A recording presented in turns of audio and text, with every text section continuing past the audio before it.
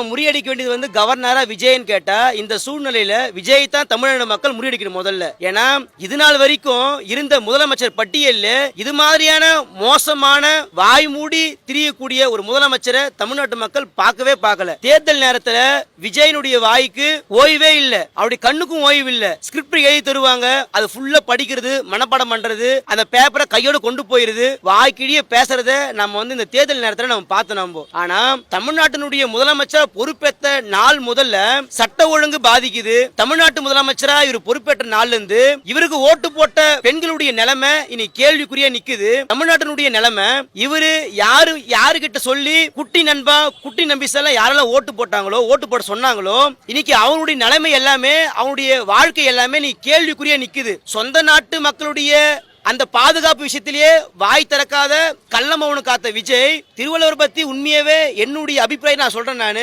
விஜய்க்கு வந்து வள்ளுவம் பத்தி ஒன்னும் தெரியாது. ஏன்னா தெரிஞ்சிருந்தா கண்டிப்பா வந்து இதெல்லாம் அவர் பேச வந்திருக்க மாட்டாரு. கொள்கை தலைவரா சொல்லக்கூடிய அந்த பெரியார இன்னைக்கு அண்ணாமலை, பாஜக, இன்னைக்கு நாம் தமிழர் கட்சி இருக்கக்கூடிய சீமான் என்ன மாதிரியான அவதூறு கருத்துக்களை பேசுறாங்க, யாரு பேசுறாங்க? விஜயனுடைய டிவிகேனுடைய கொள்கை தலைவராக இருக்கக்கூடிய தந்தை பெரியாரை எந்த அளவுக்கு மட்டம் தட்டி தரந்தாழ்ந்த வார்த்தைகளால பேச முடியுமோ அந்தந்த வார்த்தைகளை வசப்பாண்டாங்க நாம் தமிழரும் பாஜகவும். இன்னைக்கு கொள்கை தலைவருக்காகவே குரல் தரல விஜய். அப்போ ஐயன் திருவள்ளுவன் இது டிவிகேனுடைய முதலமைச்சர் இருக்கக்கூடிய விஜய் மட்டும் கிடையாது, அந்த அமைச்சர் இருக்கக்கூடிய யாருமே வாய் திறக்காதது உண்மையாவே தமிழ்நாட்டு மக்களுடைய ஒரு நன்மதிப்பு பெற்றுதான் இவங்க வந்தாங்க. ஆசை வார்த்தை ஊட்டி தான் இன்னைக்கு ஆட்சிக்கு வந்தாங்க. இந்த எல்லா நன்மதிப்பும் இன்னைக்கு சீர்குலைஞ்சு போய் நிக்குது. விஜயனுடைய ஆட்சியில இந்த தன்மை மாறணும்.